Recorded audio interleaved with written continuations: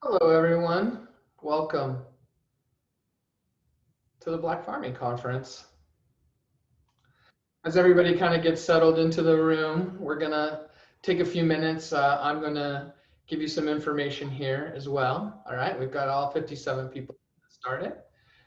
Um, my name is April Wolford.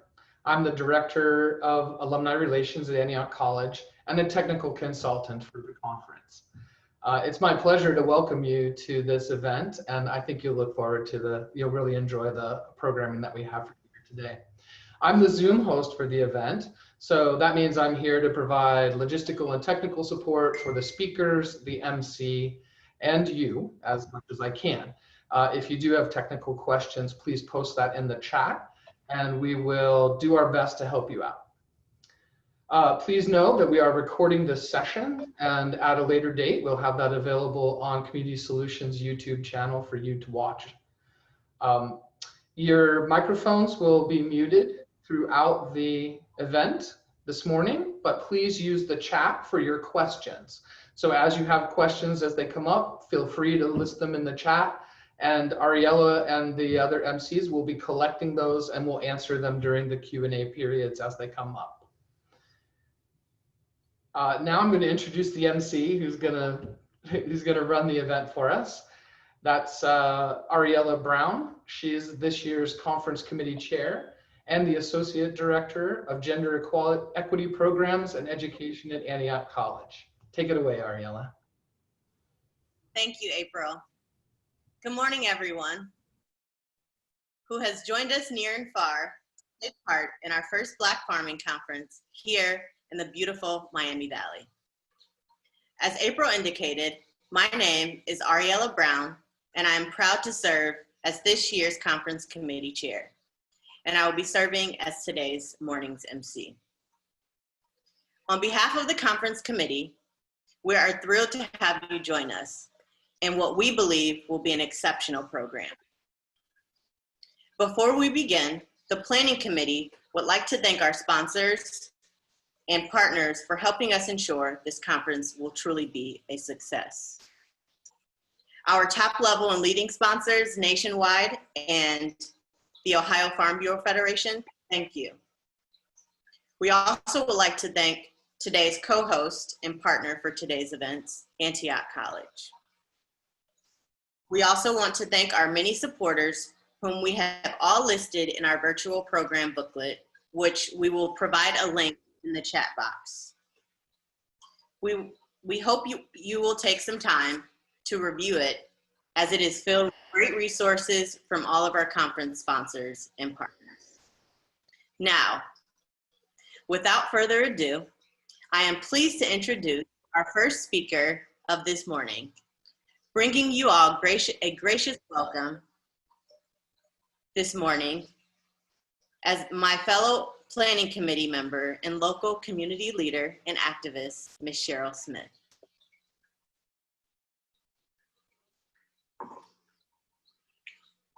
Hi, my name is Cheryl Smith, and I am one of the organizers for this wonderful conference you're about to experience. So I'd like to welcome all of you to this Black Farmers of Beyond 40 Acres and a Mule Conference. I can't tell you how excited and elated I am to be a part of this amazing, monumental endeavor. The speakers, presenters, and activities are sure to be fulfilling and encouraging. This conference will be informative, educational, and enlightening, highlighting historical information on the influence and commitment of Black farmers against almost insurmountable odds. But also, there will as well be an overview of the current state of Black farming and challenges and resources available for the future. But it is my hope that this conference will also be inspirational and transformative, shifting a paradigm from the negative connotations of slavery, sharecropping, and the forceful removal of Blacks from their properties to ownership and governance of the land that we help to create. As we work to fulfill and engage in production, cultivation, and distribution in order to eliminate food insecurity, food deserts, and food apartheid among Black and other underrepresented communities. We embrace a new generation of creativity and cooperation. Please enjoy. Thank you.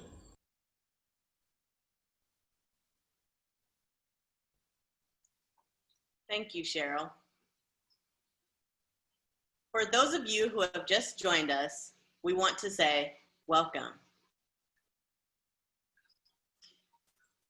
For those of you who were not able to join us yesterday evening to hear our keynote address given by renowned researcher and professor, Dr. Annalisa Cox, we are going to play you a clip from her remarks.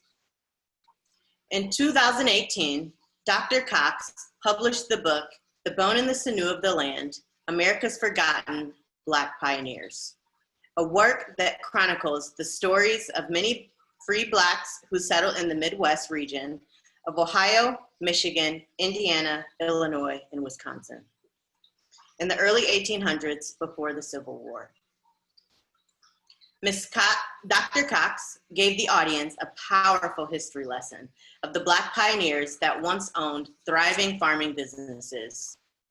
After the video, we will hear remarks from our first keynote of today's program, history professor and Vice President of Academic Affairs at Antioch College, and whom I'm proud to call my colleague, Dr. Kevin Magruder. April, shall we hear a few words from Dr. Cox?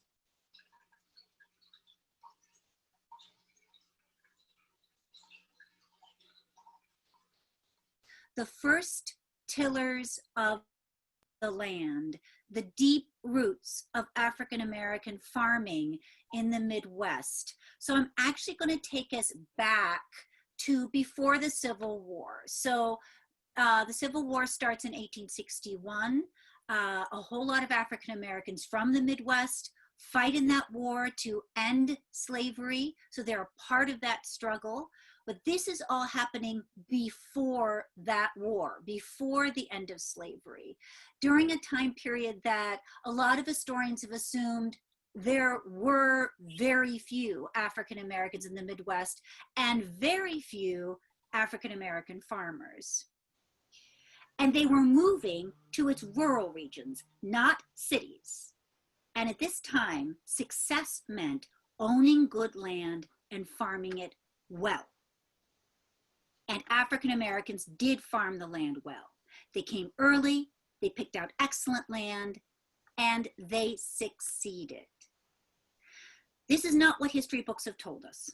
This is not what most people think of when they think of the Midwest. But these are the facts, facts that have been denied and ignored in favor of a narrative that imagines the rural Midwest as lily white, and the only Black people who arrived here before the Civil War were fearfully escaping on the Underground Railroad and only able to succeed to be free because of the benevolence of kindly white people. That's the popular narrative, right? This narrative certainly makes white people who look like me look good, but unfortunately, it's mainly a myth. Or fortunately, actually, I would say it's mainly myth. African Americans were living and farming in the Midwest before many white people got here, and they did better than many of their white neighbors. And the racism that arose in the Midwest arose in the face of Black success, not Black failure. And Rachel, I don't know if I'm back on screen again, but I'd be glad to be back on screen at this point. Great. So again, I just want to reiterate that racism that arose in the Midwest arose in the face of Black success, not Black failure. And African American farmers had to face incredible violence and racism from white neighbors and from some of the most powerful elite whites in their state, including in Ohio, because of that success before the Civil War. The sad fact is that the Midwest does not look like the map in the front of my book anymore. Not even close. And the loss of this land, the loss of these communities, was deliberate. It took energy, it took planning, and often it took violence to create white communities and white farming counties across the Midwest. But let's go back to that success for a moment. Today, we talk about Black Wall Street. But when talking about the Midwest, it is essential to talk about the success of these farmers before the Civil War. Many of these farmers, as my book shows, were not just subsistence farmers. They were wealthy. And some were what I call landed gentry. Rachel, could you show some of the photos of the Array and Day families, as well as of Enoch and Deborah Harris, as I talk for this next couple minutes? Yeah, I'll get that up so you want to continue talking. To be clear, many of these African Americans were arriving in Ohio before photography was invented. So I want to be clear here. These photographs that are very old, so these are all photographs from before the Civil War, but they are late in terms of Black settlement. You can just sort of keep toggling back and forth between these 4 or 5 photos. Many of the African Americans arriving in Ohio were there before photography was invented, in the days of Jane Austen and Pride and Prejudice.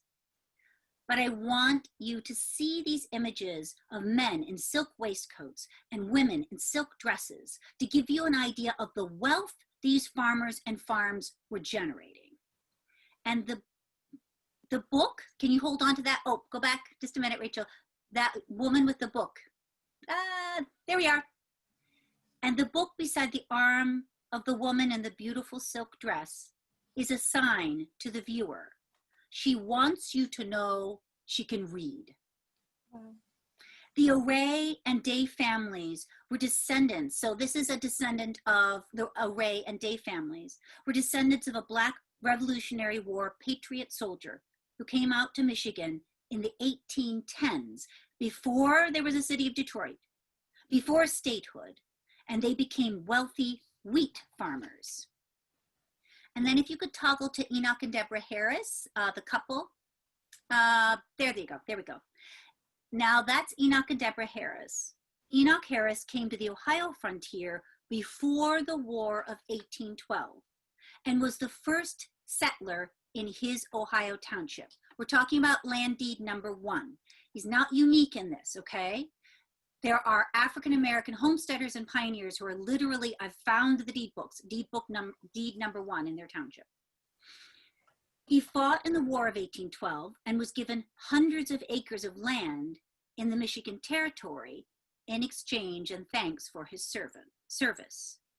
When he and his wife, Deborah, moved to Michigan in the 1820s, they brought invaluable knowledge with them, for they had been neighbors to a man called John Chapman in Ohio, a man most of you know as Johnny Appleseed. So when they moved to Michigan, they planted one of the first apple orchards in that state, and Enoch and Deborah became wealthy, making some of the best apple brandy in that region. And there were more. You can go back to my face if that's okay. This is very brief, but I'm just going to read a couple more examples from my book. Arthur Allen decided to leave North Carolina even before that state turned its back on his voting rights. Whites in North Carolina abolished voting rights in 1838, but he left the state before then. He was drawn by word of the good farming land available in Illinois. He and his wife were in their 40s with 8 children when they moved from Northampton County, North Carolina to Illinois in the late 1820s. So Illinois was barely a state. They were free and came with enough money to pay cash for a settled farm of 80 acres, including a house and a barn that a white family was selling. At his death in 1840, Arthur Allen owned 320 acres and had loaned over $700 to local white farmers. In addition, 4 of his sons and a son-in-law owned over 1,000 acres of farmland combined, making the Allen family the equivalent of landed gentry in that county. That family owned the most land of any family in that county, white or black. Another group of wealthy free African American families fled the area around Richmond, Virginia, just after Nat Turner's rebellion. While they traveled together, once they arrived in Ohio, they scattered across the countryside, finding the farmland that suited them best, and it was good farmland.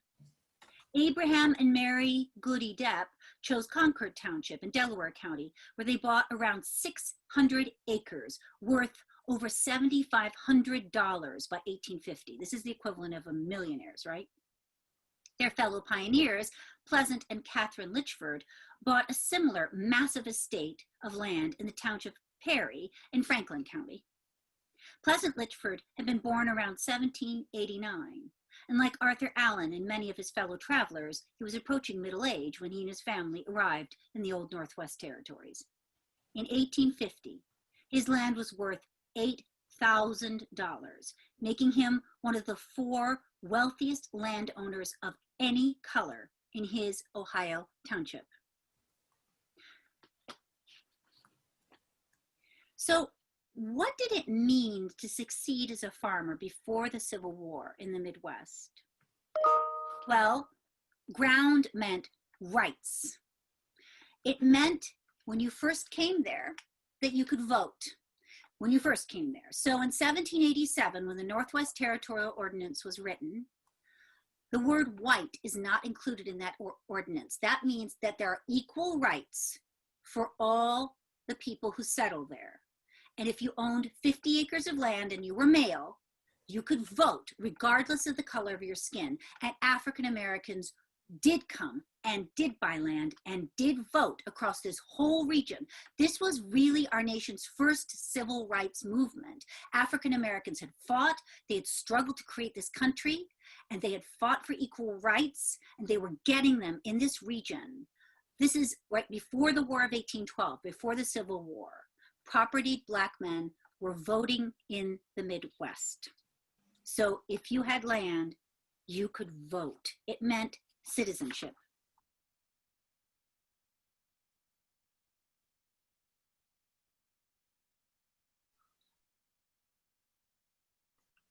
Powerful words spoken by Dr. Cox. If you're just joining us, welcome to Black Farming Beyond 40 Acres and a Mule Conference. My name is Ariella Brown, and I serve as the chair of the committee. I am proud to introduce my colleague, Dr. Kevin Magruder. Dr. Magruder is Vice President for Academic Affairs and Associate Professor of History at Antioch College. As an academic, Dr. Magruder research interests include African American institutions, urban history, and LGBTQ history. Dr. Magruder has a BA in economics from Harvard University, an MBA in real estate finance from Columbia University, and a PhD in US history from the Graduate Center of City University of New York. He is the co-author of Witness 200 Years of Faith and Practice at the Abyssinian Baptist Church of Harlem, and author of Race and Real Estate, Conflict and Cooperation in Harlem, 1890 until 1920. I am pleased to introduce my colleague and fellow Planning Committee member, Dr. Kevin Magruder. Thank you so much, Ariella, and thank you for your leadership on this committee. You've really helped us to make a dream, this vision, a reality. What I want to do this morning is bridge what Annalisa Cox talked about last night with what we're going to be doing today. And I think what you gathered from her remarks is that farming is literally at the core of the story of the United States. In the early years of this country, there was a debate regarding what type of country the United States should be. On one side, Alexander Hamilton, the first treasurer of the United States, advocated for a vision of cities with industry as the economic driver. On the other side, Thomas Jefferson advocated for a nation of small, independent yeoman farmers. In New York, Philadelphia, and Boston, during the first decades of the country, the Hamiltonian vision won out. But in 1803, when as president, Thomas Jefferson orchestrated the Louisiana Purchase, 530 million acres of land between the Mississippi River and the Rocky Mountains doubled the territory of the United States and laid the groundwork for realizing Jefferson's vision. Farmers needed land, and for much of the rest of the 1800s, settlement of this land would be a driving force for America. It spurred the slogan, "Go West," inspired the notion of manifest destiny, that the white settlers were destined to control the territory from Atlantic to Pacific. It also attracted European immigrants, supported the expansion of slavery, and was used to justify the continued eradication of indigenous people. White, self-reliant farmers and Black people who were enslaved or otherwise dependent and subservient became the dominant historical narrative of the 1800s. It is a narrative that, whether explicitly or implicitly, reinforced the interests of white supremacy. White supremacy, the belief that white people are uniquely anointed with characteristics that result in their dominance of every situation in which they find themselves, was conceived to justify the enslavement of Africans who, according to white supremacist beliefs, were uniquely inferior and therefore needed the guiding hand of the white slave owner, or they would otherwise revert to all manner of riotous living. Independent Black farmers who prospered were a living challenge to this belief, and therefore were often met with hostility and violence, as Annalisa Cox explained last night. Because white supremacy has such deep but often subtle roots in America, in American culture today, even the story of these Black farmers challenges the unconscious white supremacist beliefs of some, who look for reasons to challenge the information or to attack the messengers. The subtitle of this Black farming conference is Beyond 40 Acres and a Mule, but it could well have been Before and Beyond 40 Acres and a Mule, with before describing Annalisa's presentation last night of the period from the 1780s through the 1850s. You may know that the phrase 40 acres and a mule in the subtitle refers to a process that began in the final months of the Civil War. In January of 1865, as the Union Army gained control of territory along the eastern coast of South Carolina, Georgia, and Florida, plantation owners abandoned their lands and buildings. In many cases, the enslaved people on these plantations fled, seeking their freedom. As General William Tecumseh Sherman, who led the Union troops in the area, considered what might be done to support the thousands of Black people who were now free, he issued Field Order Number 15. It turned over abandoned land in a swath 30 miles inland in these states to the formerly enslaved in 40-acre parcels, with the understanding that they would farm the land. By the time the lands were planted in April of 1865, the Confederate Army had surrendered at Appomattox Courthouse, Virginia, ending the Civil War. Less than a week later, Abraham Lincoln was assassinated, and his vice president, Andrew Johnson, succeeded him. By the fall of 1865, just as the Black people farming the 40-acre plots in South Carolina, Georgia, and Florida were completing their first harvest, Andrew Johnson, who was hostile to Black people, demanded that these Black farmers leave the land so it could be returned to the plantation owners. The farmers protested formally and informally, but Johnson claimed that he did not want to establish a precedent of the federal government taking private property without compensation. He made no attempt to have Congress appropriate money to compensate the plantation owners, and instead claimed that the Black farmers did not deserve the land. In his 1935 book, Black Reconstruction in America, W.E.B. Du Bois describes this period when the possibility of a large Black farming class in the South seemed to be within reach as one of lost opportunity. Rather than taking the first steps in freedom as independent farmers, most of the 4 million newly freed Black people in the South were consigned to a more precarious existence of contract work or sharecropping on white-owned farms. Instead of laying the foundation to move toward economic equality, the first steps of the journey toward economic dependence began. What I've just described is a Southern story of Black farming. But Annalisa reminded us last night that there is a Northern story of Black farming as well. The challenges were sometimes different than in the South, but the specter of racism was a common thread, whether North or South. But Black people continued to farm in both areas, even in spite of obstacles. After the Civil War, some acquired land through the Homestead Act of 1862. In the 1870s, to sidestep obstacles to land ownership in Southern states, an effort to move westward to Oklahoma and Kansas gained momentum.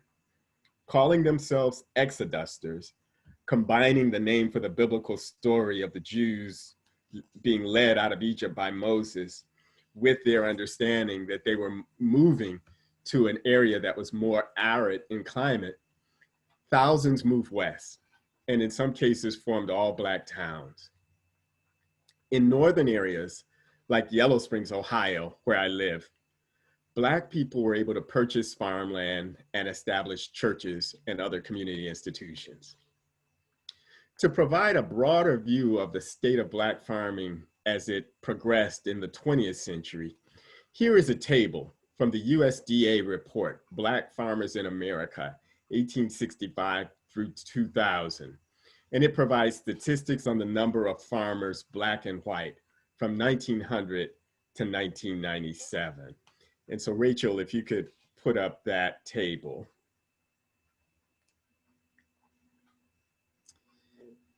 And you may not, well, I think you can see that. What the table shows is, this starts in 1900.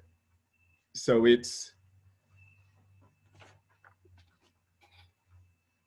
the generation born in liberation who are probably part of the farming class, and the people who were born in slavery are still on the scene. In 1900, there are almost 750,000 Black farmers compared to almost 5 million white farmers. That number grows in the first decades of the 20th century to almost 900,000 Black farmers in 1910, 925,000 in 1920, and then it begins to decline. And some of that is the Depression. Crop prices dropped during that period in the South. The boll weevil devastated cotton, and people began to move out of farming, and the decline continues decade by decade through the 20th century. And the biggest drop is from 1950, where you have almost 560,000 Black farmers. And then by the end of that decade, 273,000 Black farmers. And then it continues to go down. Another big drop between 1964 and 5 years later, 1969. 1964, there's 184,000.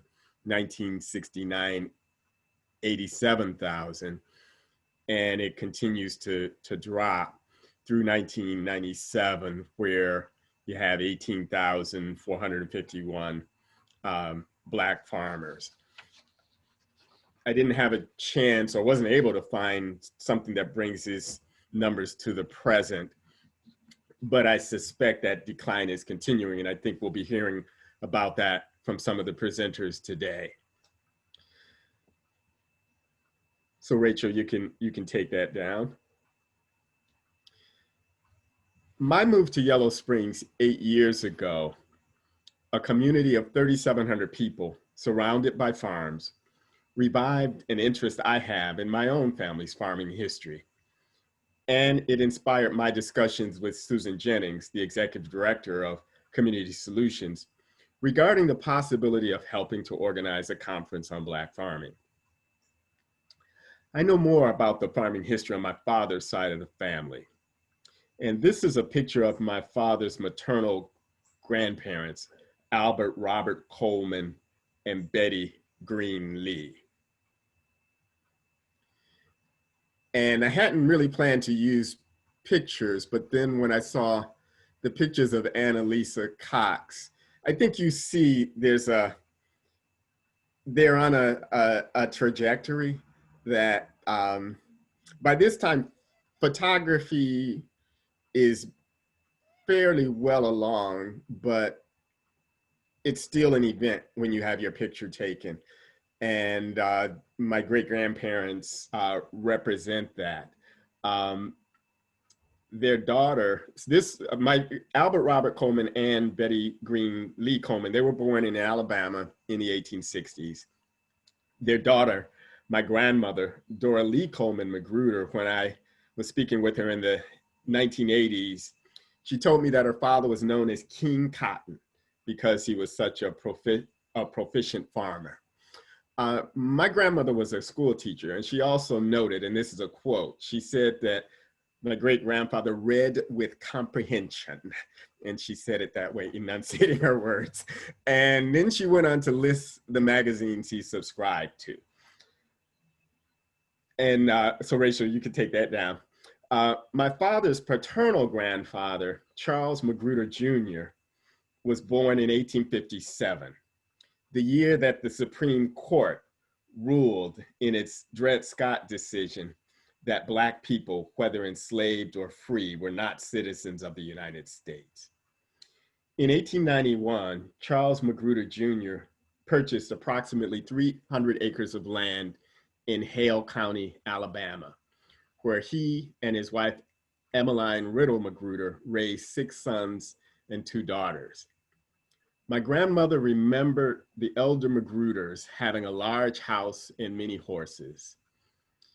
As my grandfather, Alfonso, and his siblings grew to adulthood in the 19-teens and 1920s, they established their own homes and farms on sections of the property. They were one of the few Black landowners in the area, which was then called Wedgeworth and is now known as Sawyerville. My father, this is a picture of my father and his parents. My father's in the back row in the middle. He remembered watching Mr. Wedgeworth, who owned most of the other property in the area, sitting on his white horse in the fields, watching Black workers toiling, probably in a scene that was similar to what it might have been 100 years earlier. The Magruder family struggled through the Depression like everyone, but they held on to the land as some brothers moved away seeking better opportunities.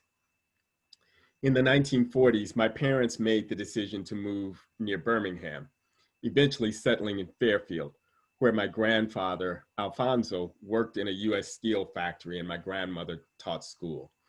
And this photo is of their family, and this is taken in the 1940s. My grandfather's youngest sibling, Rosanelle, remained on the farm, which they then rented out to other farmers. Farming gave my family a measure of independence, if not great wealth.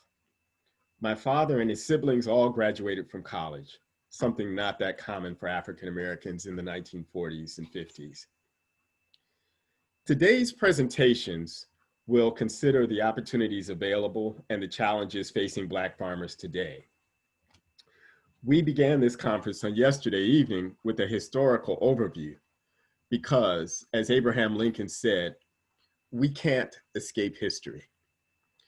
The legacy of both Black achievement and white hostility to Black farmers is important to recognize as we consider supporting Black farmers today. Just as in the early 1800s, our ability to participate in farming, to own land, and to prosper is important for individual economic development, but also in providing an accurate picture of who Black people are as American citizens. One of the presentations this afternoon will be on succession, preparing the next generation to become farmers. The first time I visited the Magruder farm was in the 1980s, when my father's brother, Uncle Charles, who is on the far left in the back, and was a doctor. He taught at Meharry Medical College in Nashville for decades. He gathered all the cousins and led us on a tour of the land. He wanted us to understand how important it was to know our history. After the tour, I continued to communicate with him about the possibilities of actively using the land for the future.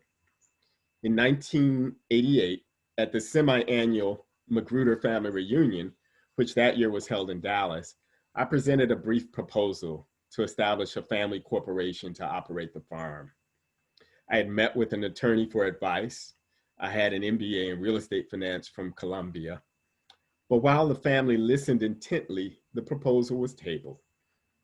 Eventually, the land was no longer rented to farmers, but timber was periodically harvested. Several years ago, the federal government purchased a section of the property to expand a ferry crossing, installing this plaque. And it says, Mr. Charles Magruder Jr., the son of former slaves, purchased this property on February 2nd, 1891, and owned it until his death in 1920. The Magruder family retained ownership until 2003, when it was purchased by the U.S. Army Corps of Engineers to expand Jennings Ferry compound. Appreciation is extended to the Magruder family for protecting this beautiful property and sharing it with the people of the United States of America. That property, it was maybe about 10% of the land. And so we continued to control the bulk of the land that had been purchased in the 1890s. As my father's generation approached their 80s and 90s, a decision was made to sell the land. Those transactions were concluded earlier this year, with some land purchased by people outside of the family. But some family members, including my cousin Juan of my father's generation, who has lived on the land and managed it for many years, and my cousin Marie of my generation, who I think might be on this conference Zoom, purchased some of the land, maintaining our connection to it in the same way that some of those Midwestern Black farmers that Annalisa Cox discussed last night were able to do. Thank you.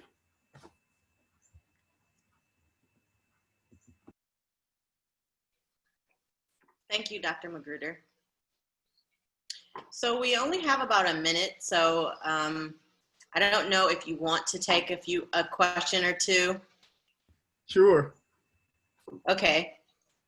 April, we can open up questions for a few minutes. We can use a little bit of time. So if there is anyone that has questions. Should they put them in the chat? I don't see a Q&A. Yeah, please post any questions you have for Dr. Magruder in the chat. I see that someone asked the question, but they said it privately to me. Okay, go ahead. They said, did he say Betty Greenlee? That's my mother's name. I wonder if his people are related to Greenlees here in North Carolina. I don't know. The way the name that the way I understood it was it's two different names, Green and then Lee, but it's possible. you can contact me at kmagruder@antiochcollege.edu, and we can explore that.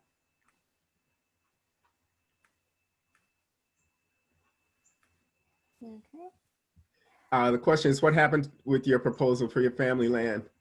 I was 31 years old, and I think, kind of from a family politics point of view, I was a youngin', and that was part of it. I think also it was new and complex. My father's generation at that time were in their 50s and 60s, and I think they weren't ready to bring us in, the next generation in. And so there were combinations of things, but it just, it didn't go forward, I think because of that. Thank you. So there is one statement that I want to read before we move on from one of our attendees who's asking a question. Denise Eagleson says, "What a powerful, moving story about your family history, Dr. Magruder. It really helps to amplify last night's history lesson and bring it up to date." So thank you. There are a few other questions for Dr. Magruder in the chat, but we will try to save those for later. We did run out of time, but we will definitely get back to those questions. Is that okay? Okay. Okay. So if you are just joining us, welcome to Black Farming Beyond 40 Acres and a Mule Conference. We are actually going to enter into our first break. Throughout the conference, you will notice that there are several 10-minute breaks and an hour break for lunch between 12:55 and 1:55 Eastern Standard Time. You have several options during the break. First, we will show and highlight video clips from our sponsors and partners. There's also a break in the agenda titled The Watering Hole. We have built in the watering hole sessions that will be open all day today from 10 a.m. until 5:30 p.m. This is an opportunity for networking. There's a separate link that you all should have received upon registration. Rachel and April, can we put the link to the watering hole in the chat box for people?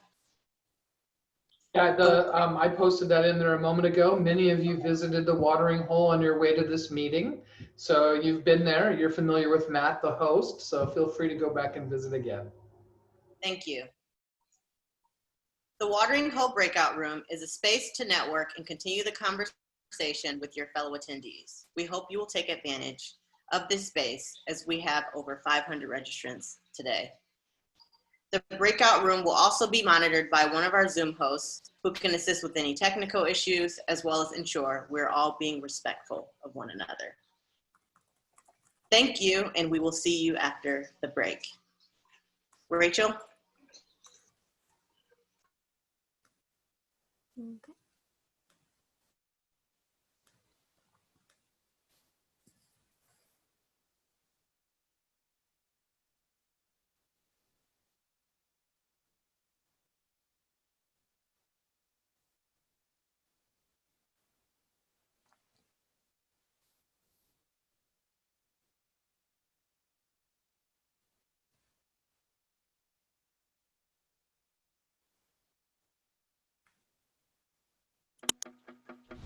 Greetings, I'm Dr. Jack Thomas, the 9th president of Central State University.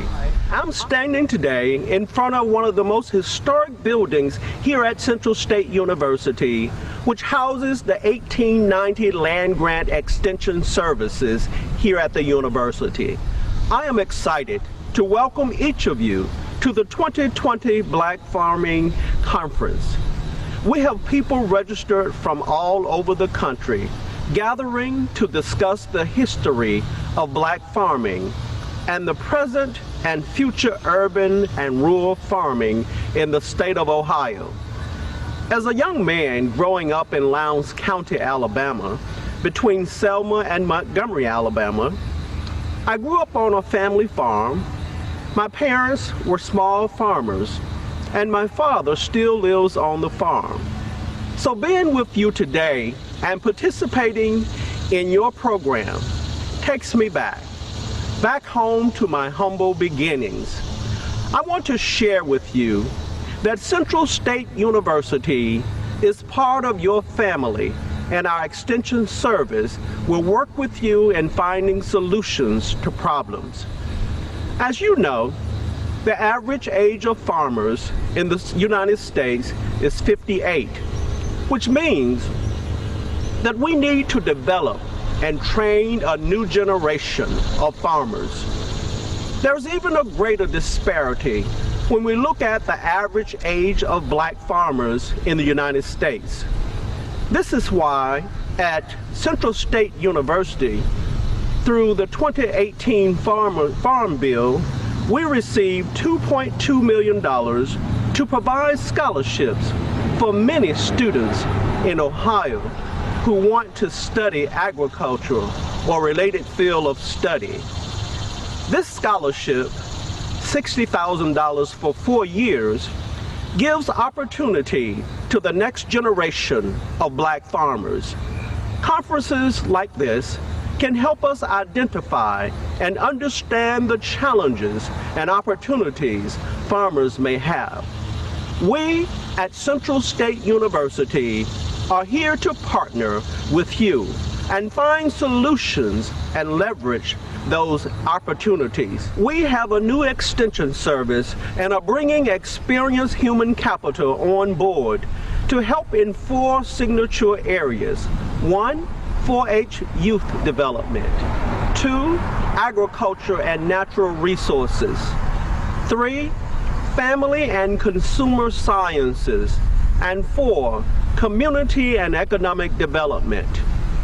Our extension team members are going to be located in 4 regions of the state so that we can be accessible to you. Our plan is to move from serving 5 counties to 55 counties in the state by January 2021. To further engage you, the CSU Extension team will be conducting town hall meetings virtually so that we can grow our partnership with black farmers.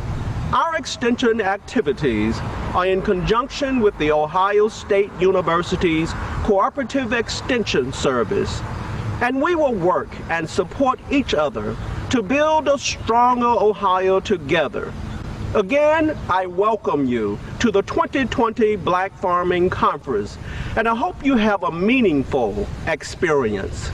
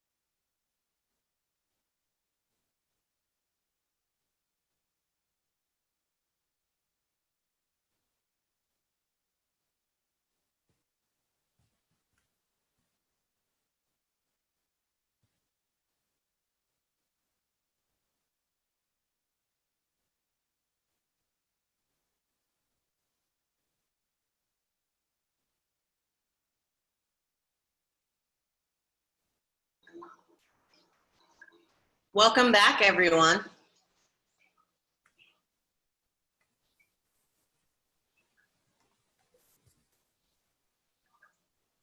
For those of you who have just joined us, my name is Ariella Brown, and I'm delighted to welcome you all back to the Black Farming Beyond 40 Acres and a Mule Conference.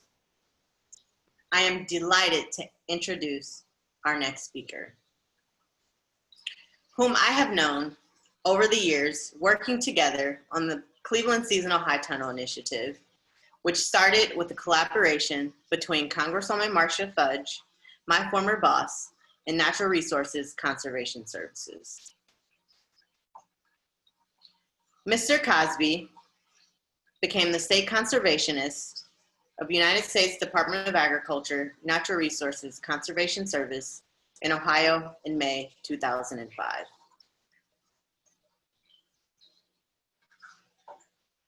Mr. Cosby was raised on a cotton farm in Tallahatchie County in northern Mississippi and graduated in 1982 from Alcorn State University in Lorman, Mississippi, with a Bachelor of Science degree in agriculture education. Mr. Cosby started his career for Natural Resources Conservation Service, formerly the Soil Conservation Service, in 1979. He has held several positions in the agency, ranging from student trainee, co-op student, soil conservationist, to deputy state conservationist, to today as acting in numerous positions in other states and NRCA national headquarters. Mr. Cosby enjoys hunting, fishing, and being a high school and college soccer referee. Mr. Cosby has been a life member of the National Organization of Black NRCS Employees since 2002. He is also a past president of the organization. I'm pleased to introduce Mr. Cosby.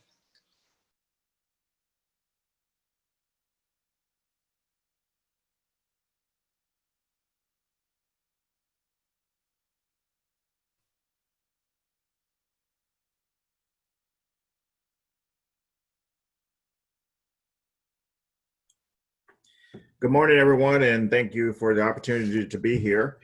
And just listen to some of the presenters.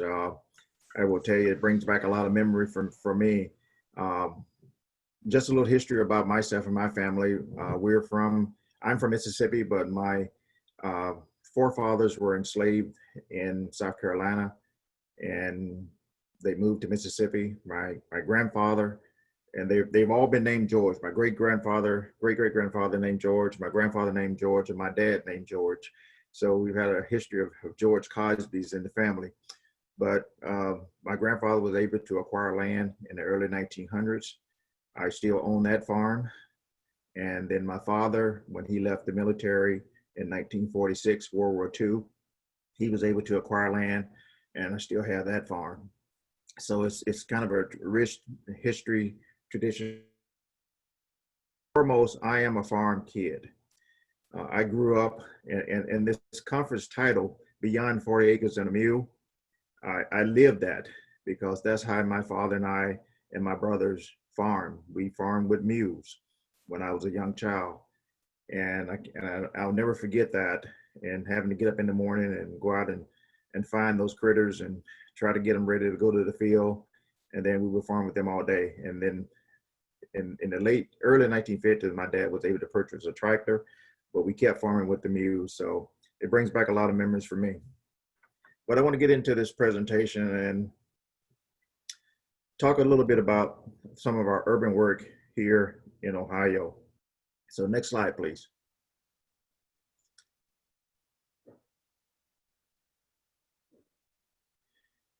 Yeah, we have a lot here in the state that to offer. From we have a estimated population of 11.6 million people.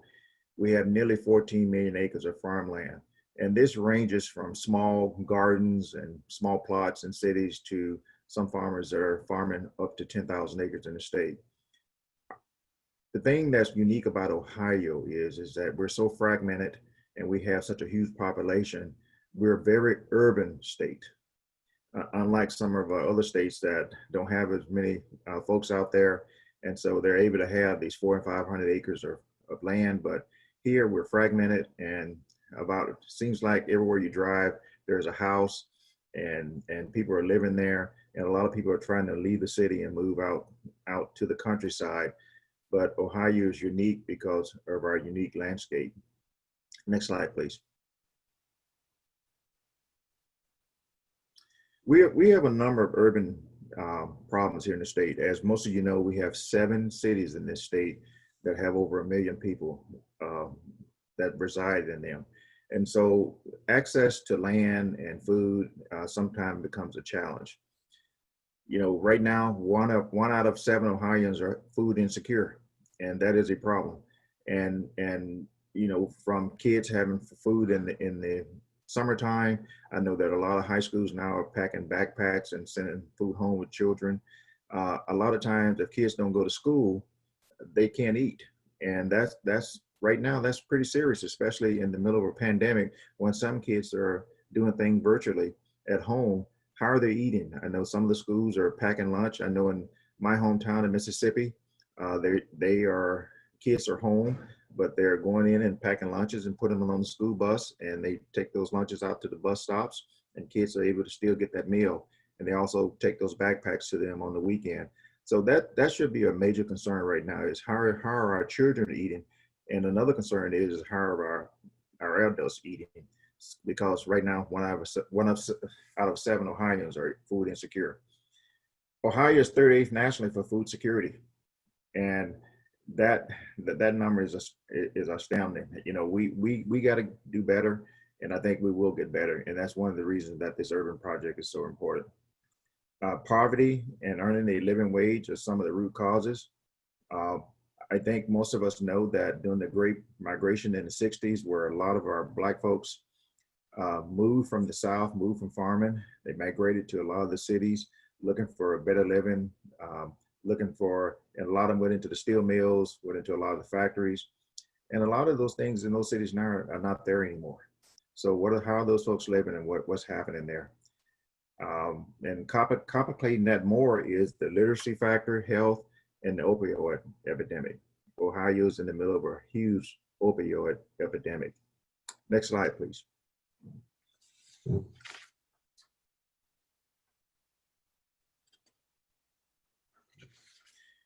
One of the things that's happening, and I think we all see this, is a lot of our grocery stores, our major grocery store chains, they're moving out of the cities. And that's partly the reason we have so much food insecurity. A lot of our folks, if they're going to get anything that's green, as far as vegetables and that type of thing, a lot of times they have to shop at the neighborhood convenience store. Sometimes that food is not very good, but that's what they get. And if they're going to go to some of the major grocery stores, they either have to find a ride the bus, or walk. And so we have a huge problem right now with food insecurity and having access to good, healthy food. And as you can see from this map, in the Cleveland area, a lot of these folks don't have access to food. Next slide, please. You know, one of the disturbing statistics here is life expectancy. Your life expectancy can be narrowed down to where your zip code is. You can, in Cleveland right now, if you drive 10 miles north of the city, you can expect to live 12 years longer, because folks they can get to, in these more affluent areas, they can get to a doctor, they can get to the grocery store. But in some of these other areas, you can expect that your life expectancy to be a lot less than in some of the affluent areas. And we're only talking 10 miles, folks. And we have to get better with that. Next slide.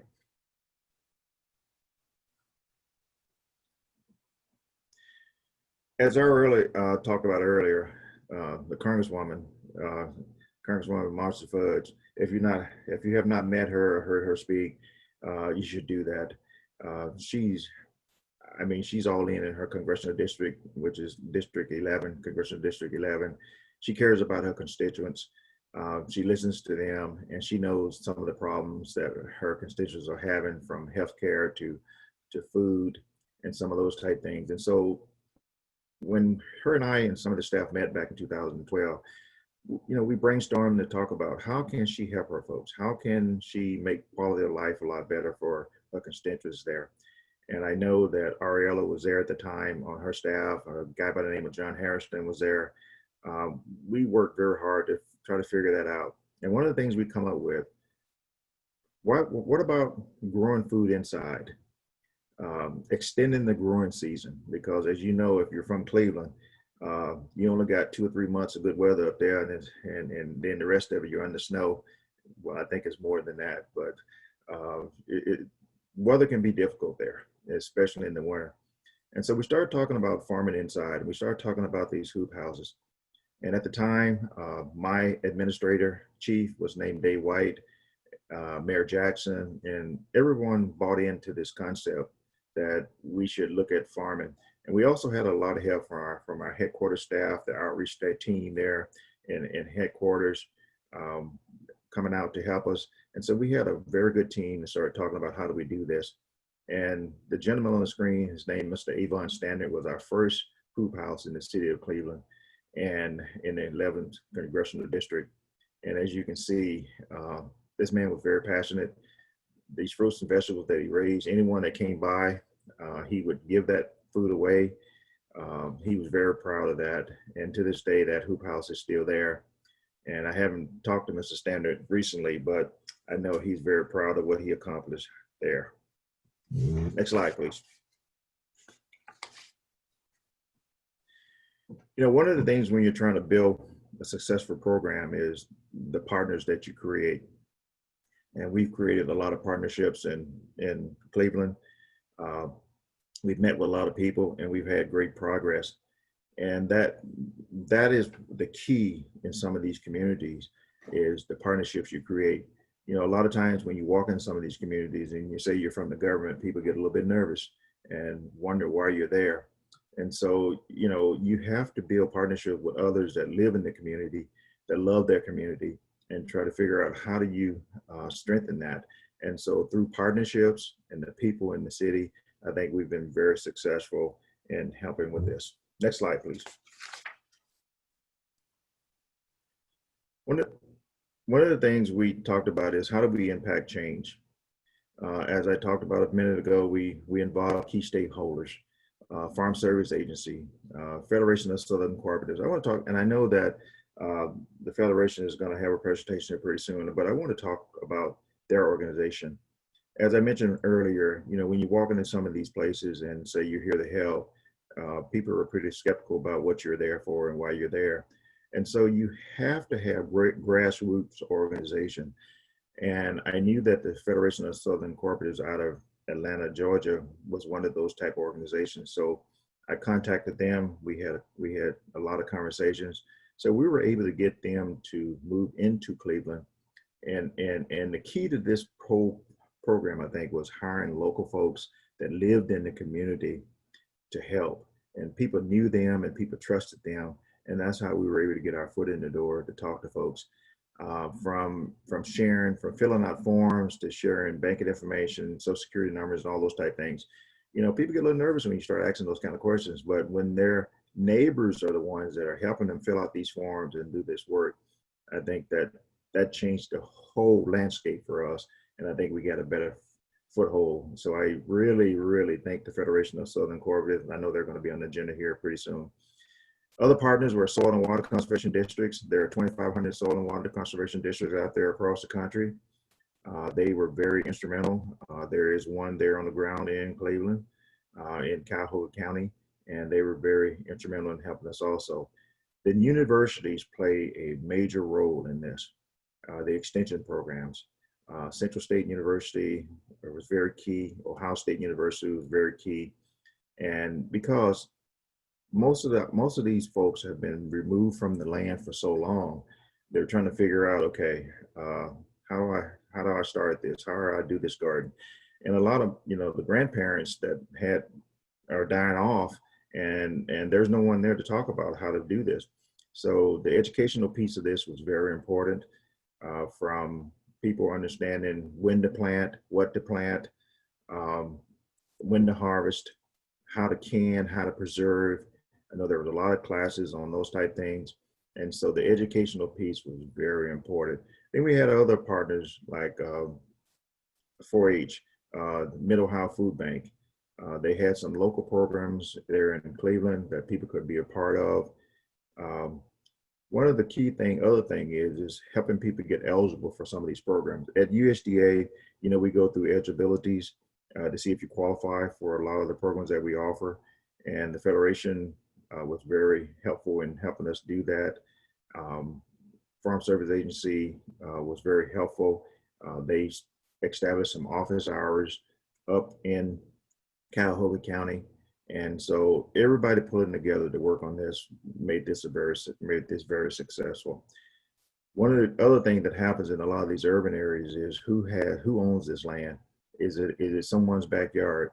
Does the city own it? Do people have to get billing permits? Do they have to get permits to build these hoop houses? Another key thing is access to water. I have to commend the city of Cleveland because they were able to give people wrenches for the neighborhood fire hydrant, and folks were able to use water there and have water, because if you didn't have water, you couldn't have the hoop house. And I've seen people that had to carry 5-gallon buckets of water in to water their plants, and that's not a good sight. And so they were able to use the water there and pay a very nominal, very small fee to use the water, and so it worked out pretty well. The other key part of this is that these hoop houses and high tunnel folks, they were able to connect with the local school kids through the Federation. And so we had youngsters out there helping. They were able to learn. And also there were some turnkey businesses started from this. I know there was a group of high school students that started to build these high tunnels for individuals. They were able to earn money. And so the outreach and education was, I think all of it was very successful. Next slide, please.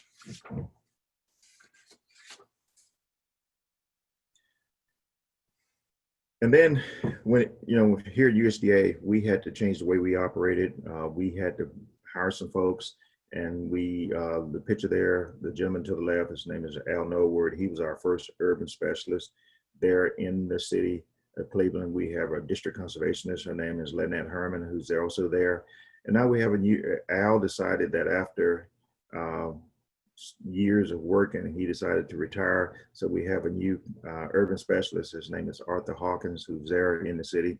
We've also hired some other folks, especially since Cincinnati and Columbus now have come on the scene. We've stationed some employees in some of these areas. So we have urban specialists to help. And I will tell you, not any city is the same. What we do in Cleveland didn't fit Cincinnati. So Cincinnati has its own unique program up and running, and Columbus also has its own unique program up and running.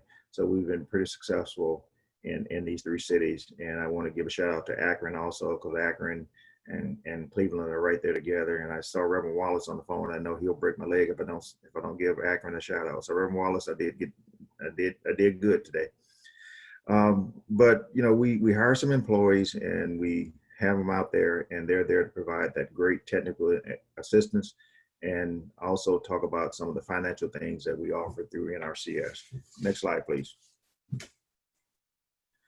So, the work that we're doing, how successful are we? One of the things I talked about early on is let's do some studies. Let's talk about how the work that we're doing in the city, is it beneficial? Did it help anyone? Today we have about 175 high tunnels. Since 2012, we've installed 175 high tunnels in the city, between Akron and Cleveland. And I know that a lot of those high tunnels are still operational.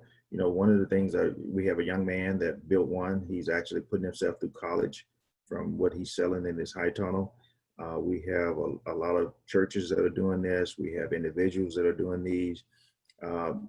What I saw in a lot of these neighborhoods when I've had a chance to be on the ground, it has changed some of the neighborhoods. Neighbors know each other. They're out in their gardens in the evening times working. It's a social event a lot of times. They're watching out for each other. So I think a lot of these high tunnels and hoop houses has changed a lot of these neighborhoods to the positive, that people are out enjoying fruits and vegetables. I know a lot of this stuff is grown for individuals, but there are soup kitchens, there are community type organizations that are selling these. I know a couple of the people that are growing, they've been able to get where they can sell to folks that use EBT, use their food stamps to do this. And so I think it has grown. What we see is about 90% of the people that are participating fall into our definition of underserved. And so we have something in the Farm Bill that talks about underserved. And so I think we've reached out to a lot of those folks, and hopefully they're benefiting from our programs. The other thing is we've turned a lot of these vacant lots into something else. The city has to take care of these lots. They have to go in and mow grass. They have to go in and do a lot of things with these lots. And so if someone is growing a vegetable there or have a hoop house, those lots are being taken care of. They've been able to get rid of some of these old abandoned homes. But there are some challenges when you do that with growing in some of those soils because of what happens there in the soil from some of these old buildings and what's left there. And I'm gonna talk a little bit more about that here in a few minutes. The next slide, please. As I talked about a few minutes ago, I made a pretty substantial financial commitment. I receive money through Farm Bill, through appropriations from Congress, and out of the dollars I get, the money that I spend in Cleveland is just a small drop in the bucket. And we made that financial commitment. And as I said, since 2012, we've installed over 175 of these high tunnels in the Cleveland and Akron area. And it's a little over $2.7 million invested, which is a small investment for what we're getting in the return that we're getting. And from all of the farmers that we help here in the state, and we have 88 counties. And so it's a small investment.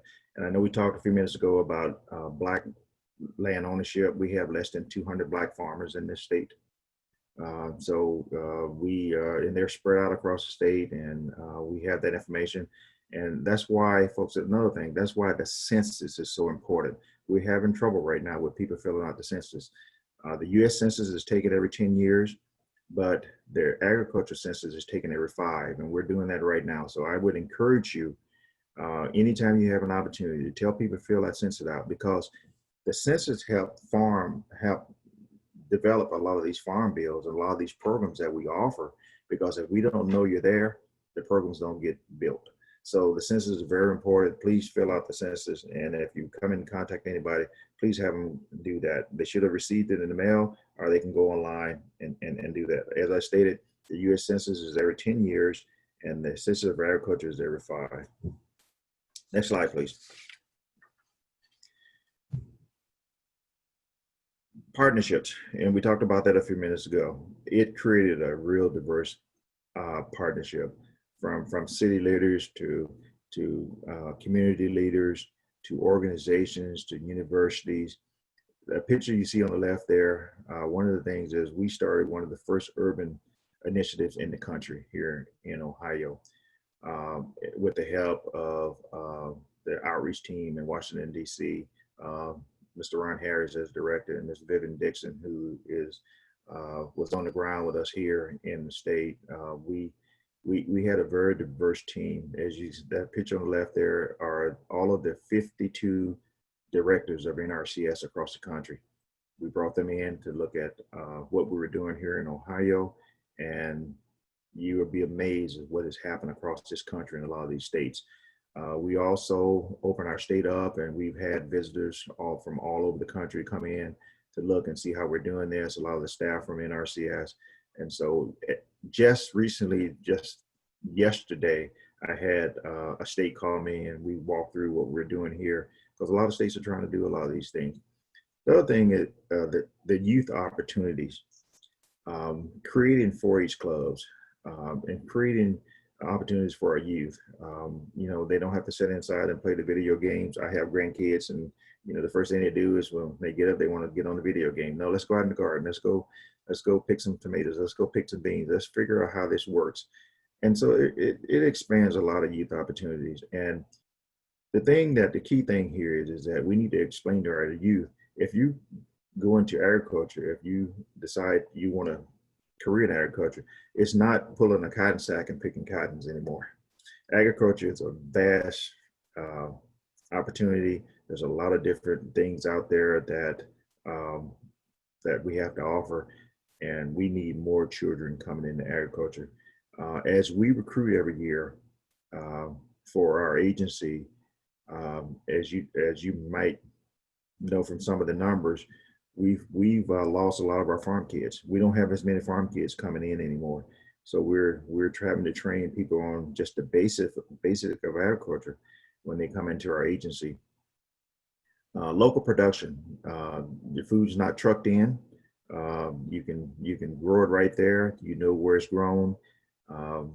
Nutritional stuff, it hasn't sat on a truck for 2 or 3 weeks. So local production is very important. Energy costs, that's real important. You know, you're going to use the sunlight for a lot of this. You have to manage that hoop house. You're not driving the stuff all over the place. And so energy cost is reduced. And also food insecurity. When you can grow your own, have it right there, you just walk out of your back door and pick it. Or if you got neighbors that are coming, or if you're selling it, people know where it's coming from. They know that you've taken very good care of it, and that the food that they're getting is going to be very nutritious. Next slide, please. You know, how do we advance urban partnerships? This year, there's something new in the Farm Bill, and it's the New Urban Initiative. The 2018 Farm Bill has a lot of new initiatives in it, especially on the urban side. And I know the reason for that is because of people like Ms. Fudge, who works on a lot of different issues. And I know that's why we've strengthened the Farm Bill to include a lot of the urban stuff. This year, there's 5 new urban offices that are being opened up across the country. There's going to be an additional 5 more that's going to be coming pretty soon. But I know that the Farm Service Agency right now is in the middle of accepting applications for people to be on this urban committee. It's in Cleveland.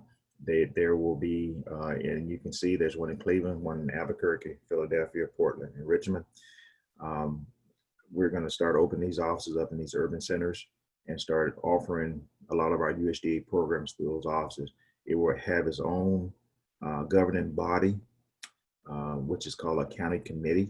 They started accepting applications on the 8th for people to serve on these committees. So if you know folks out there, especially in that Cleveland area, that would like to serve on this committee, they need to go in and fill out the forms and do that. Like I say, there'll be 5 additional ones. I'm hoping that we can get one in Cincinnati, but we probably have to wait a little bit until they come around again. But this is very important. These new urban committees will have a very important say on how we administer the urban programs in a lot of our states. Next slide, please. As you can imagine, these programs have been pretty successful. A lot of community engagements, a lot of people that normally don't do work with USDA are involved with this. The access to nutritional food is enormous. Just from the production side, people have then they are understanding what cold plants are when they plant them, when they plant their warm weather plants. The production is amazing that's coming out of these gardens. Some of the folks have put irrigation system in some of these gardens so they don't have to be out there with a water sprinkler. We're able to offer some other programs there. Like I say, from pest management to weed management and a lot of other things, I think these gardens have been very successful. We've been able to help increase the urban income. Like I say, a lot of these gardens are on having stands out in front of them where people can come in and buy these fruits and vegetables. But some folks, just love growing it and giving it away. And so we having that also. We're also changing the landscape. I think it's some of these neighborhoods they figured out. I know one place there in Cleveland, you can go there and it's called a healing center. You can go there and eat a pretty healthy meal, and there's some other things going on, some educational classes, and so people have built a lot of infrastructure around these hoop houses to offer other things than just that. And then the documented case studies that we've done shows that it's been successful, and it's changed the way a lot of folks in a lot of our neighborhoods are living now. Next slide.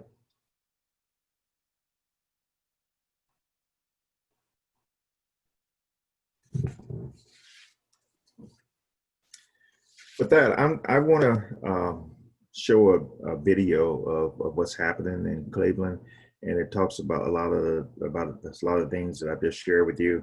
And then after the video, I'll come back and we'll talk a little bit more, and we'll get this wrapped up. So April.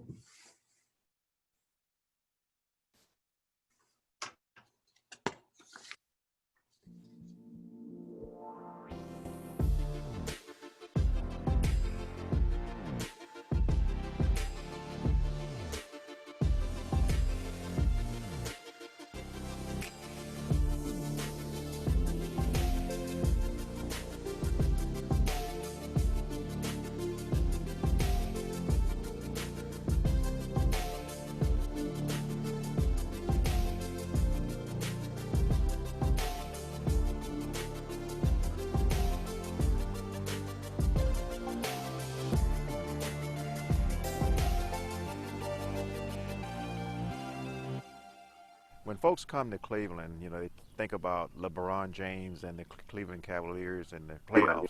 But we got something new and exciting that's going on in Cleveland right now, and that's urban agriculture. When I first came here, we had our first community build. It was probably 50 people out there on a site. They were from all different branches of the government, city, and local. They came out to understand our program. You had the City of Cleveland Land Bank. You had the Congresswoman's office with people out there trying to see exactly how this impacted the community. We had the Federation of Southern Cooperative. They are one of our outreach arms that goes out and kind of make the community a little bit more aware of who I am and who the USDA is. You're in an urban area. People don't normally, they go to the store and buy their food. They don't normally grow it. You use this as an education to help them, and also, who wants to see a lot of debris all the time? And when you have those vacant lots, you usually don't have anybody to take care of them. With vacant land opportunities and the need for food, we found that it was obvious in terms of connecting those dots and providing a professional development training opportunity with gainful employment for the refugee community. So as you see in the high tunnel we're standing within, we use it year-round, if we can get it year-round. Generally, they help extend our season by at least 12 to 15 weeks. In milder winters like the ones we experienced, we're able to grow completely year-round, and allows us to provide a continuing service to the restaurants that we serve. So high tunnels and urban gardening have been great for the revitalization of Cleveland. Our population loss has been significant. There's about 14,000 parcels of vacant land that, even though we do anticipate population growth over the long term, we still anticipate a need for other land uses.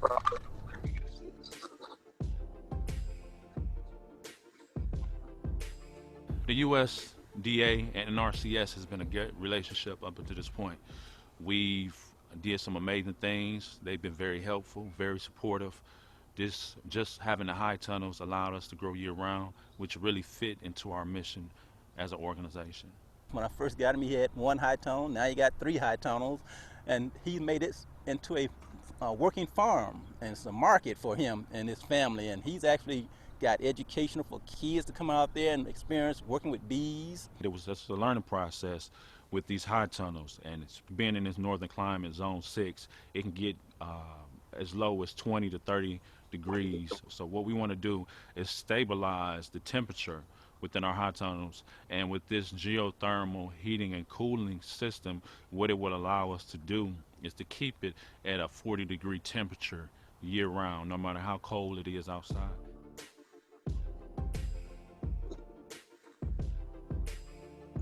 Kenneth work in the evening, he go to school in the daytime. So Kenneth is actually producing food in that high tunnel right now, and he's paying off some tuition. I will say that they're seeing a change within the city of Cleveland. It's already been said that it's like a food desert throughout the city because of the vacant lots. However, with the high tunnel, it's making a beautification in the city of Cleveland. So I'm happy to be at the forefront. I'm happy that I have a business partner that's helping me out. I'm happy that the community in general is involved. I'm happy that they're concerned about what they're eating. And I'm happy that I can have this in the Kinsman neighborhood.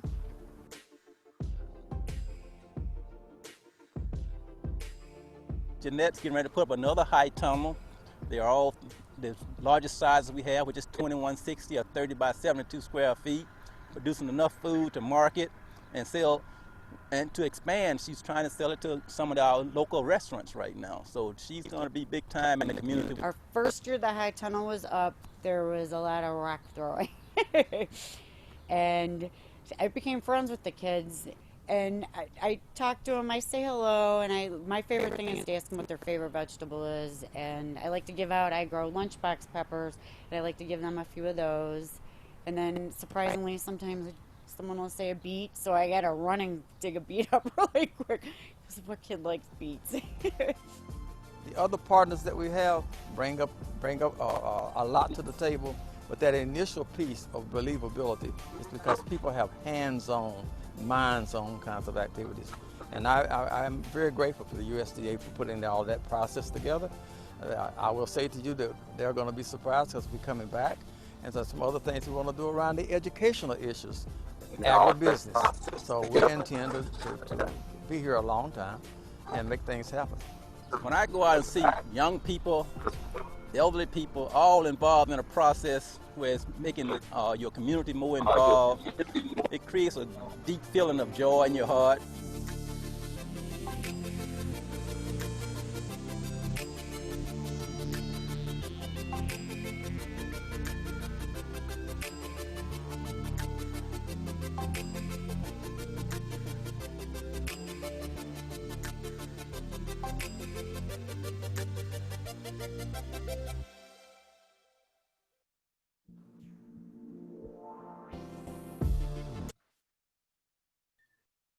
April, thank you for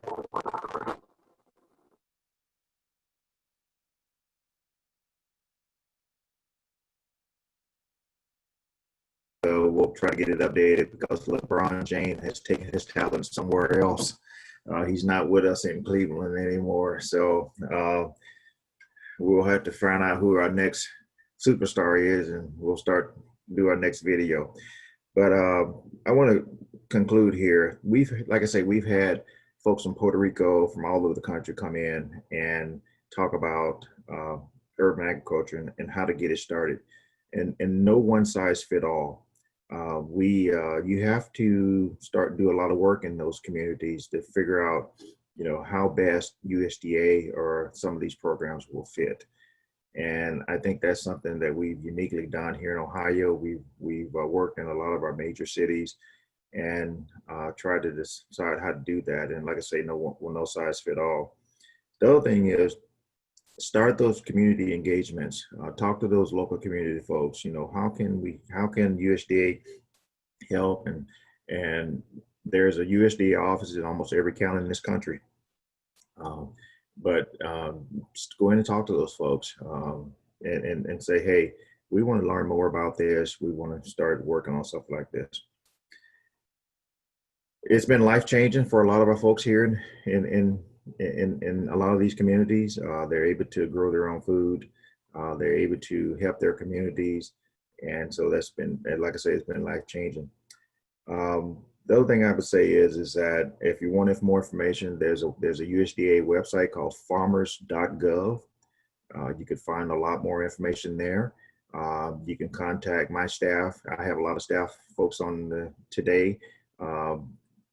My office is in Columbus, but we have 75 offices in this state in the 88 counties. So you can walk into any of those local offices and try to get more information about this. or just call us. And as we promote, our secretary's motto is do right and feed everyone. So with that, I want to leave a few minutes for questions.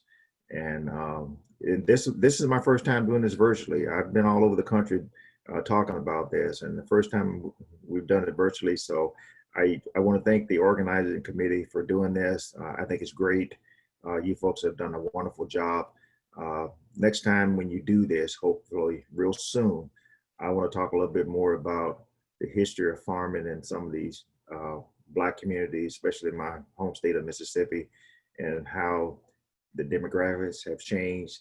And I know Dr. Magruder hit on a lot. He and I have a lot of things in common from our history.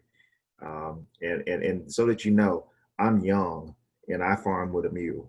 So it hasn't been that long ago that this happened. So with that, I'm gonna stop. I'm gonna see if there's any questions for me. And I think people have my email address. You can ask questions. So April, Ariella, I'm not sure how we do this. I know I've seen a lot of, I was looking down at the chat and I know there was a lot of things coming in. I was trying to quit looking at that because I was trying to keep my mind focused. So where do we go from here? You want to ask some questions? So thank you so much, Mr. Cosby, for your exceptional presentation. I am just really proud to say that I was instrumental in, working with the Congresswoman and working with you and your staff during the really the beginning of the Cleveland High Tunnel project, and I'm glad to see that it has really just taken off. And so, thank you. Before we actually go into Q&A, we are going to do a quick poll for everyone attending today. So, April, if you could put that poll up. And the question says, what is your involvement with farming? We want to get an idea of who is with us today.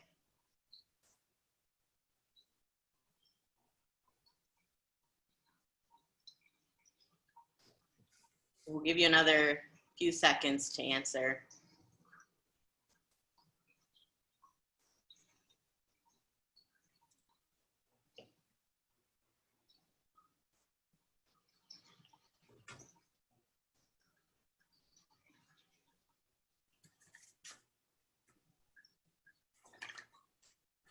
Okay, I think we can close the poll. Thank you. And I will actually go ahead and, can we share those results with people? Oddly, it looks like no one voted. Oh. So everyone could see it. Larissa says. Oh. Did you have some trouble, Larissa? No, I voted. Oh, interesting. Sorry, can you repeat that? I see poll results posted. It says 17% own a farm, 3% rent, 17% are urban farmers, 11% rural farmers, and 64% are interested but not a farmer. Maybe we who responded get the results and you didn't participate, April. Oh, maybe that's it. All right, thanks, Larissa. So thank you. We are actually going to go ahead and ask Mr. Cosby a few questions before we move into our break. So Michelle Ajamian, and I apologize if I pronounce your last name wrong, asked, are the committees for the city they are in or for additional cities? I think cities in Appalachia could use this also. And Michelle is referencing the newly formed committees through, I believe, the Farm Service Agency. Is that correct? Or yeah, we right now those committees are only being formed in the cities that I mentioned, and it's in the larger urban settings. But don't let that stop things.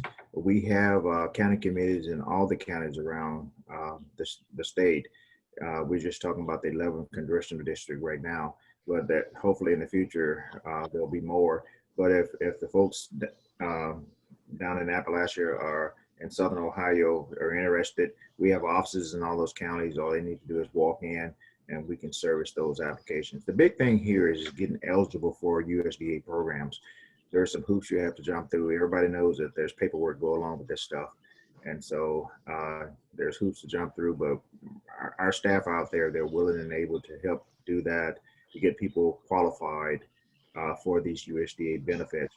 And I just wanted to make it known that a lot of our underserved communities, we paid 90% of the cost to help them get these things established.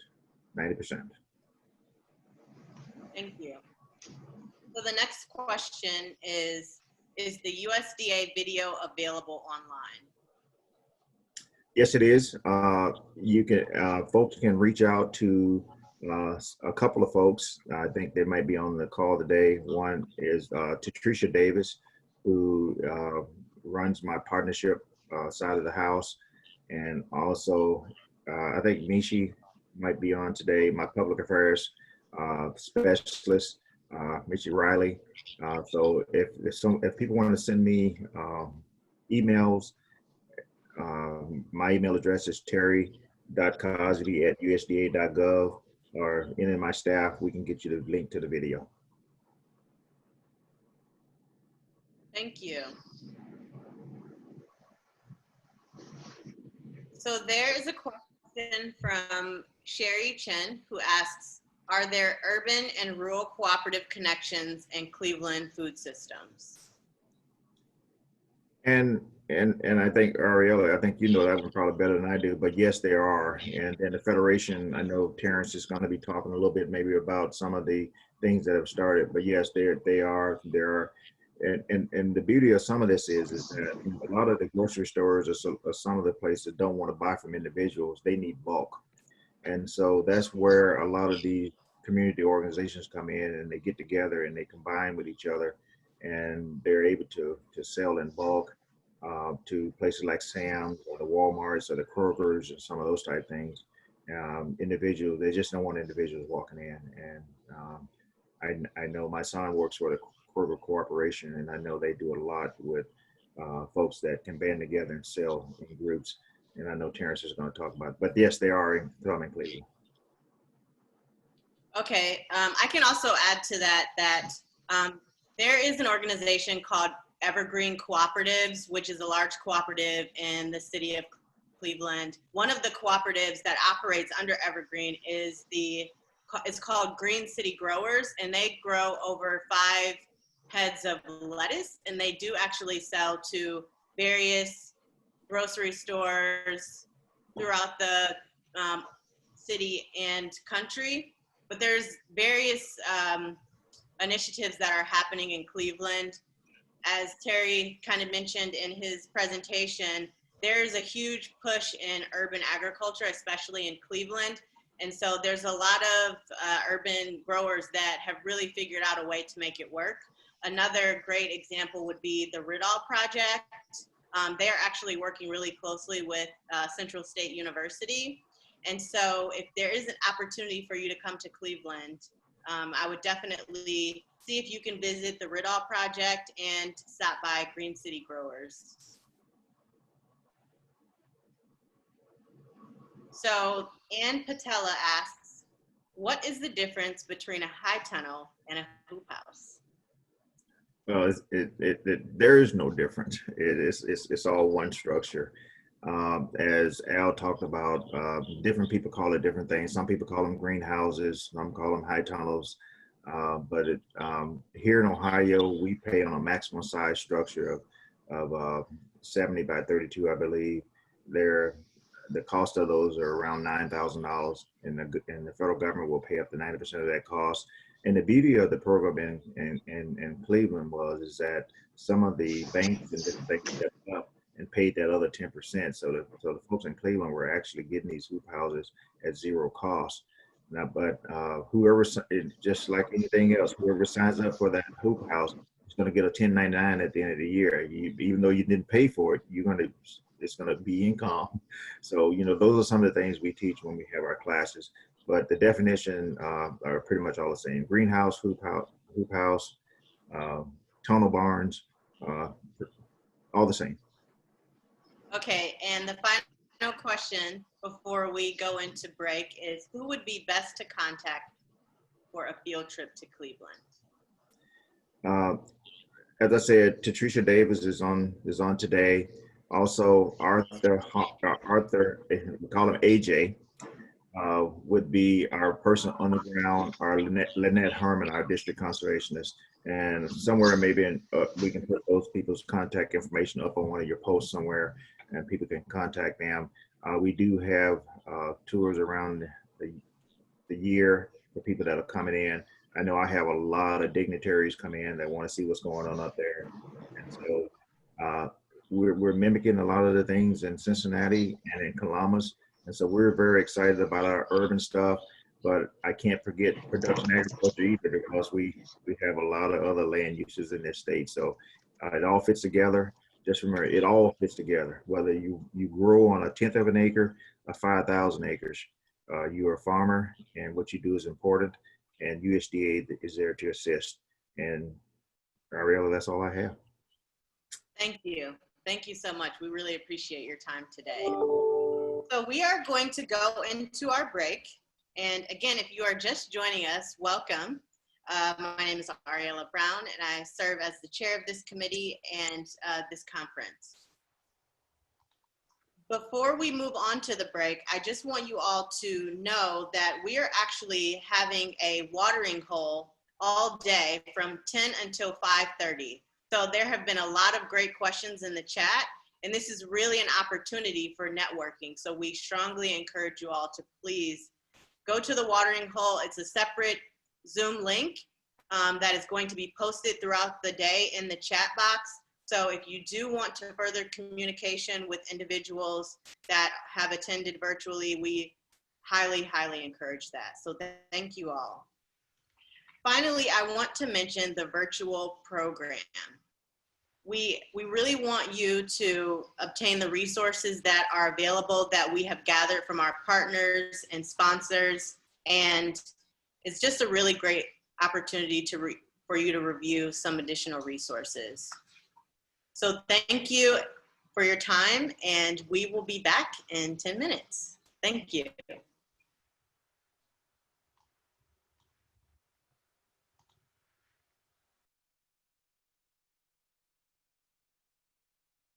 The time is always right to do what is right. Today's Unity and Path Forward rally is about healing. And healing requires not only comforting words, those are nice, but it requires deliberate and sustained actions. At Nationwide, we believe racism of any form is unacceptable. It just goes against our core values and against our mission. And I'm proud to share today that Nationwide is committing an additional $1 million to social justice organizations. The National Association for the Advancement of Colored People Legal Defense Fund, organizations such as the Bail Project, and also the Equal Justice Initiative. But I look out in this crowd and I'm seeing the example that needs to be made in corporate America, right here on this plaza.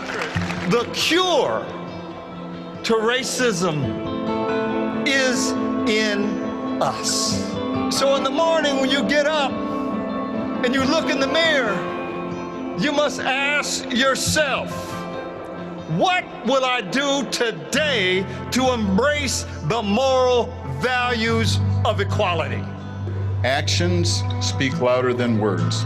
And at Nationwide, we want to be known not for what we say, but what we do. And we all know at Nationwide, it's actions that make a difference.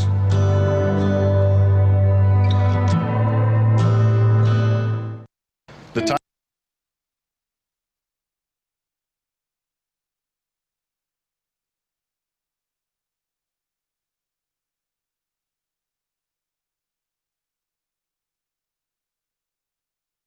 I'm Rob LaRue, President of National Farmers Union.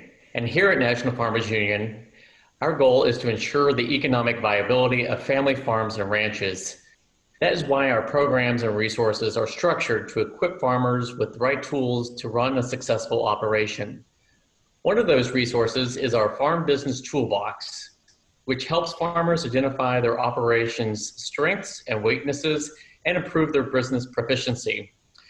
We have recently expanded the Farm Business Toolbox to include pre-recorded webinars that track with our business health curriculum. These self-paced videos focus on how an operation's resilience and profitability rely on a fundamentally sound approach to business management. The series provides a roadmap for setting personal learning goals and implementing improvements in areas such as cash flow planning, operating agreements, and legal and financial relationships.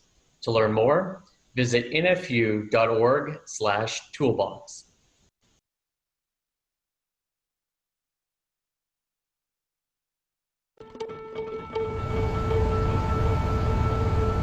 Days after an Aldi grocery store in Dayton announces it's shutting down for good, residents say enough is enough. With another grocery gone, it's leaving an even bigger gap in one of the worst food deserts in Ohio. The place that used to be on Gettysburg was our #1 place to get groceries. As of now, that is gone. The closest grocery place is to go to Siementhaler, so that's even further ride. Take a look at this. This is where we're at right now. This is the Kettering location where the company is recommending people to go. Now that the weather is colder, walking to the bus stop isn't always easy. There was a time where me and my husband didn't have a vehicle, so we would catch the 22 all the way down to Miller Lane just to go grocery shopping. The lady next door to me is in her 90s, and she's like me. She has to catch bus after bus after bus. It's hard. You have a lot of kids and you're trying to get, groceries for your family on the bus. Because I can't carry heavy things any longer. Sometimes I do that 2 or 3 times in one day, going back and forth. And the people at the store look like, didn't we just see her?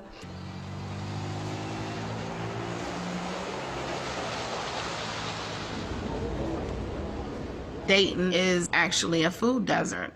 The second in the nation when it comes to households with children. A geographical area that does not have nutritional and quality foods.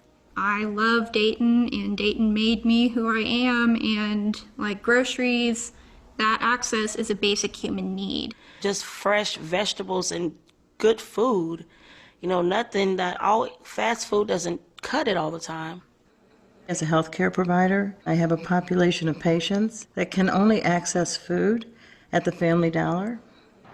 The Dollar General, there's no vegetables at the Dollar General, right? You get pizza, a lot of canned goods, processed goods. Then you have the Rallies across the street, the BP next to that, but there's nowhere in that area to get fresh fruits and vegetables. If I go to the present corner stores, first of all, I look and the banana is oozing some liquid. I know a banana should be ripe, but this one is crying.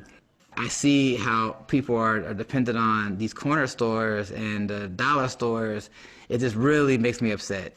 And I've always known for years that it could be different if people worked together.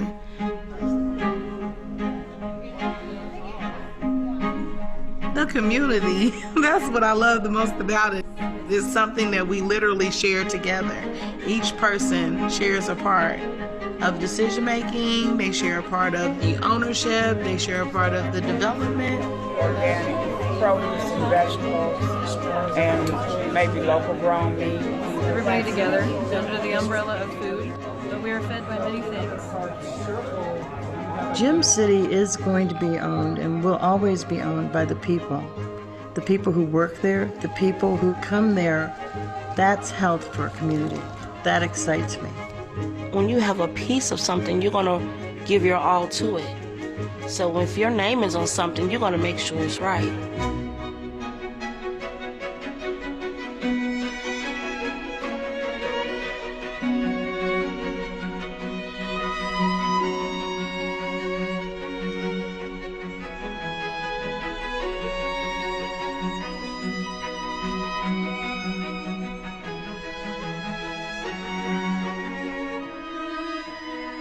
I want to be a space where the people come and eat and congregate, and they learn how to make fresh foods, and, you know, like cooking classes and cooking contests, and, you know, I want to be a space where the community is community pride. You know what I mean? Like, yeah, we did this.